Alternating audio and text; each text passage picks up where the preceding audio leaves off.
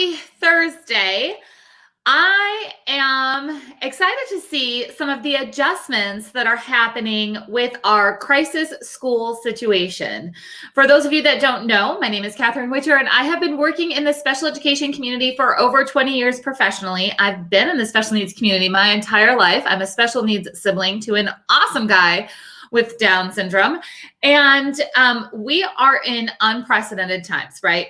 We are experiencing challenges like never before. And if you have spent any time here with me at all, you know that I always start with the purpose of an IEP when I start to talk about what needs to be happening and how do we get this accomplished and how do we really get everybody on the same page moving forward to ensure that a child's getting the education that they need.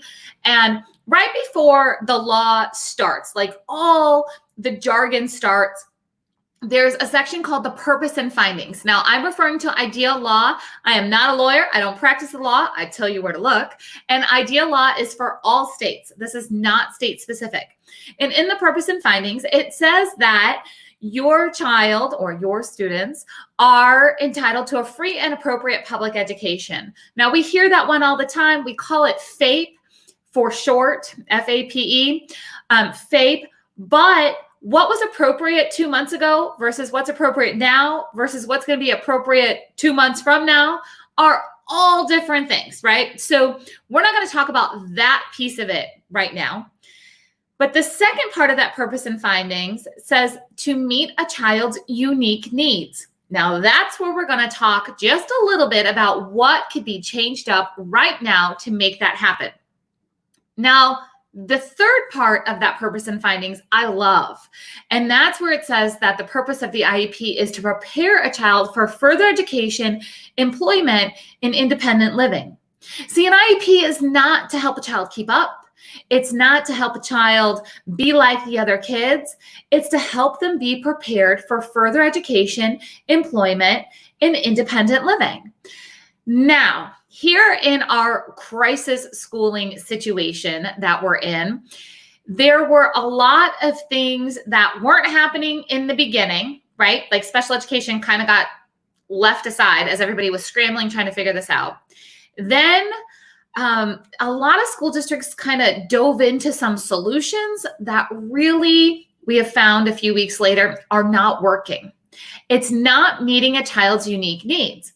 So I've been working with the master IEP coaches, and if you're not sure about what a master IEP coach is, you could head over to masteriepcoach.com and you can get more information about that. But I've been working with master IEP coaches, and they're sharing with me what they're doing for their own families and for their own students, because master IEP coaches are parents, teachers, admins, and therapists who use master IEP coach methods to help make IEPs work, okay? So what they're doing right now for their own families and for their own students to really make sure that a child is okay and that they are meeting their unique needs. Now, again, this looks different than it would traditionally, and that's okay. So here's a couple of things that you can do to help make sure that your child's or your students' unique needs are being met. And then remember, if you need any more help, hop over to masteriepcoach.com because you'll see exactly what we do. And it's super awesome to see such a positive community as master IEP coaches making a difference. So the first thing that you can do to make sure that a child's unique needs are being met is to make sure that you say no to the things that you know are not working. You have the power to say no. As a teacher, if your district, your admin has put forth some things that you need to do and you know that it's not going to work for your students, your job is to keep your job. I want you to keep your job, but I also want you to really be able to use the words unique needs to ensure that you are working behind the scenes in the best interest of your students. So to meet my students' best needs, their unique needs, this is what I need to do, all right? Parents, you need to make sure that you're saying no to the team in a polite way, in a teamwork kind of way, no, that's not working. Because to meet a child's unique needs, you first have to get rid of the things that are not working. So things like getting so much work that a child is on overload and they're doing too many hours of work a day, that just doesn't work. All right. So you have to say no. If certain, schedules, as in, I have a master IEP coach who, instead of doing school according to the school's schedule every day, she's going to do school according to the school's schedule Monday, Wednesday, Friday. And then on Tuesdays, Thursdays, she's going to do her own version of crisis schooling at home, because that's what works for her family and for her child, is making sure that it's not day after day after day of pressure, that she has a break in there. And that's actually the second step. After you say no, before you say yes to something else, I want you to have some space.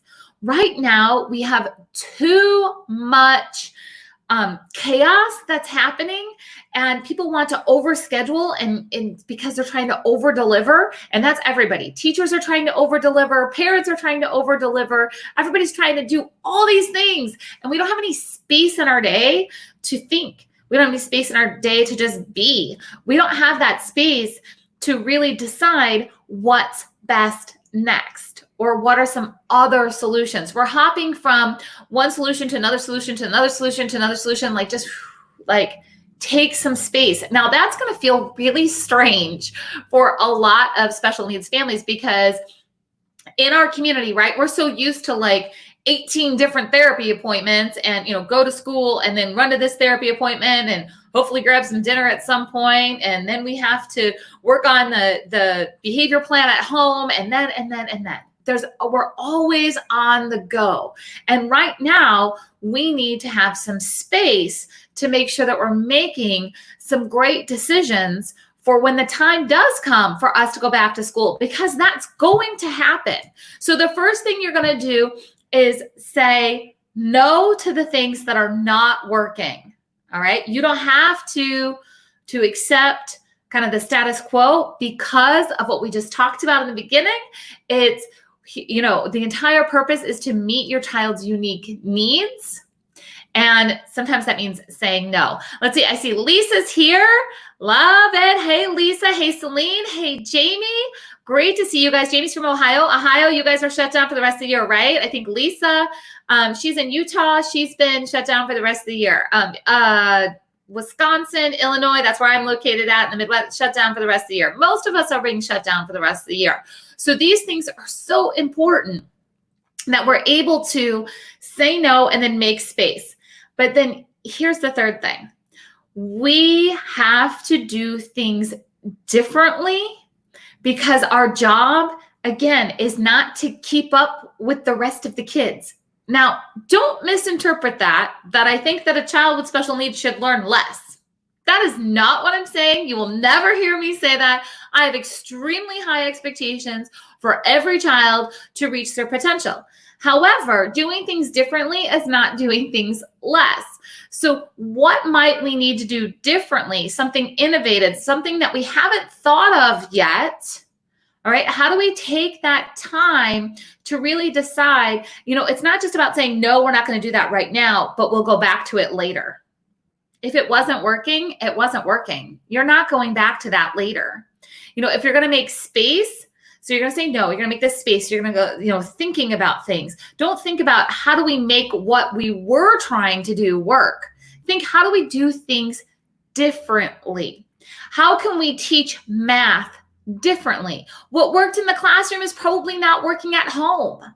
What worked for reading is probably not working at home in the same way. What worked for speech is probably not working the same way. So how are we going to do it differently? Because the first instincts of everybody was try to replicate school at home. Now everybody's figuring out that's not working. That's not working. All right. So say no, take some space. And then how are you going to do things different? I see Athena's here. How you doing, Athena? All right. So the next thing that I want you to realize, so those are your 3 steps. Say no, take some space, and then do things differently. The next thing that I want you to realize is that if you are tired, okay, if you are exhausted, the person on the other side is exhausted too. Let me explain that. Teachers, if you are exhausted creating all the materials, your students are exhausted by doing all of those materials. Parents, if you are exhausted from doing the workload at home, your teachers are exhausted. The thing is, you guys have been taught not to complain to each other, which means that there's a shutdown in communication, and that's not good. So you need to say things like, this is too much. So that's where you say no, you make some space, you do things differently. And if you are exhausted in a certain area specifically, whether it is with the therapies or it's with the academics or it's with all the dang Zoom calls that you're, working on, or whatever it is, the projects that are being given, what if it's the data that you've been asked to collect and you're tired of it, whatever those are, if you are tired, that is your first clue that is your area to say no. So, because a lot of you guys just said, great, I'm going to say no. I'm going to say no to what? Like, what piece do I say no? I can't say no to everything. My child still needs to be learning, or my students still need to be learning. Okay, what is the most draining part of your crisis schooling plan right now? What is the most draining part? Because that's where I want you to first say no, and I want you to make some space, and then I want you guys to do things differently. And if you are looking for the community to make that happen and you're ready to change things up for your own family and for your own students, and then you want to help other people, because let's just get real for a minute. Things will open back up. I don't know when, I don't know how, I don't know what the new reality is going to look like. I don't know, but it's going to happen at some point. And when that happens, we are going to need more master IEP coaches than ever before to help guide IEP teams in creative solutions that make sense. Master IEP coaches are the idea bringers and the problem solvers when it comes to IEPs. We do things differently and it works. Lisa says, I told our team that we're not just homeschooling parents, and they laughed. We are on a limited schedule of 3 work days a week. And I'm filing for early retirement. Lisa has been within our community for a very long time. I love getting to know all of the creative things that Lisa does. So Lisa takes the tools that we use as master IEP coaches and she implements them for her own family. She's able to do things like make sure that she is a big cheerleader for the parent input statement section on her child's IEP. In fact, and I know she's not going to mind me saying this because I saw her put it out on social media. So she had a virtual IEP meeting for her son, and it all went well. And she was able to really express herself in the parent input statement of the expectations of her son going forward. She, as many other special needs parents in the very beginning of her journey, there were people that had low expectations of her son, and she had to work towards really educating people on what her son was capable of and what her vision was for him in the future. And she's been able to accomplish that. And it's amazing to see the growth. So she is really a superstar when it comes to utilizing that parent input statement and holding the team accountable to what's put on paper, but not in an aggressive way. Because you know what, we work really hard to create these documents, right? So there's this IEP document that lays everything out of how it's supposed to be. And then we walk away from the table, and a lot of times those details are forgotten. And if we don't work together to remember the details, then the child loses quality pieces of their education. And that's not on anybody to blame. That's a team effort to make sure that the details are taken care of. So, all right, let's see, even Lisa said, she says, parent input statements are the best. They really are. Okay, so I didn't plan on talking about those, but I'm going to go ahead and talk about it just for a second. Parent input statements are in every IEP that's out there. Everybody. All right. There is some section in your IEP that says something like parent educational concerns, parent vision statement, parent something. Now, some of you guys are going to go look for that section in the IEP, and it's going to be blank. And that goes for teachers and for parents. I absolutely encourage everybody to look for that section in the IEP. It is key to individualizing an IEP. See, if a child has a deficit in reading, and I'm a teacher, which you guys, I used to be a special ed teacher. So like, I'd be like, okay, this child is 2 grade levels below where they need to be. What IEP goals should I pick to work on to move them up? Okay. So what IEP goals should I pick? And I have this bank of IEP goals that I can pick from.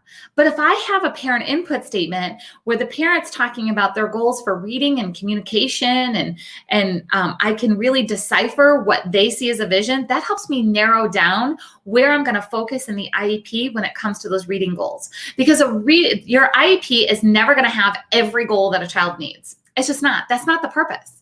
It's to prioritize what needs to happen to meet their unique needs, to prepare them for further education, employment, and independent living. All right. So it's so important for us to have this really strong parent input statement. So I guess, thanks to Lisa being here, you guys all have some homework now to go look at that parent input statement and see what it is, because especially in a virtual IEP meeting, that section is so important because it's going to help the parent have the voice, especially because we're not all sitting together. We're not reading body language the same way. We're not interacting the same way. So we need to have more things on paper than ever before. And that includes a parent input statement. We actually teach how to write those inside of the Master IEP Coach mentorship. So you can have those written for yourself and for the families that you're working with in there. So Athena says, how do we get a child to want to do their computer work? So that's a great question. That would really... Okay, let me step back just for a minute. I'm going to ask Athena, do you have somebody on your IEP team who knows your child really well and has possibly set up some motivators and rewards in the past when they didn't want to engage with their work that can help give you some ideas? Because I don't know your child, so I'm not going to pretend to say, do 1, 2, and 3, and that will magically make your child want to do computer work. I'm not going to do that. You need somebody who knows your child really well. Who is that key person on your child's team who can really tap into your child and what motivates them? Maybe they have some ideas that are beyond what you have discovered as a parent, and you can combine what's worked at school and what works at home with that. And if doing things on the computer is not their thing and you really can't get it to work, what is the end goal of using that computer? So are they learning how to use their computer, or are they learning how to read? Because if it's learning how to read, we can learn how to read without a computer. We can. Is the goal to get on a computer and be at a Zoom meeting at a certain time so they can connect with friends? Okay, so can they connect with friends on a different way? Can they connect with the teacher in a different way if the computer is not working? So you have to remember, is it really like, do we have to use the computer for what we're trying to do? If the computer is the barrier, but we still need the child to learn, we could actually attempt to do some things without the computer. But if the computer is necessary for what you're trying to achieve, then you're going to have to really tap into somebody who knows your child, possibly in a different way that you do. So Athena says that they're using the computer to get the schoolwork done. So is there an alternative way to do it? Because we all did schoolwork without computers back in the day, right? So is there something hands-on, like manipulatives that you can use? Maybe your child loves doing pen and paper kind of work. And that way, are there, different media or different modes that you can use to get that information and to start working towards that? So you have to think, right? We did schoolwork without computers. So Athena says she has a phone. Okay, so either A, can we use the phone as a motivator, or B, is it the kind of work that we can use the phone to get it done? And again, I'm not going to pretend to know all the answers with that. Those are just some things that I would start asking yourself. And like I said, connect with that team. IEP teams want to help. If your child has an aide at school, or even if it's a classroom aide, maybe somebody who might know the child better than the classroom teacher. They might know some different motivators, some different rewards, because a lot of times our support staff in the school, they get the toughest jobs, right? Of making a child, go from one classroom to the other, transition from one activity to another activity. They have the tough part of making sure that a child has access to their education. So they might have some tricks up their sleeves that they've never even really told the teacher or the parents about what works and how they motivate a child to engage, that are fun and positive, and they might be able to bring that to you and you can start implementing it there.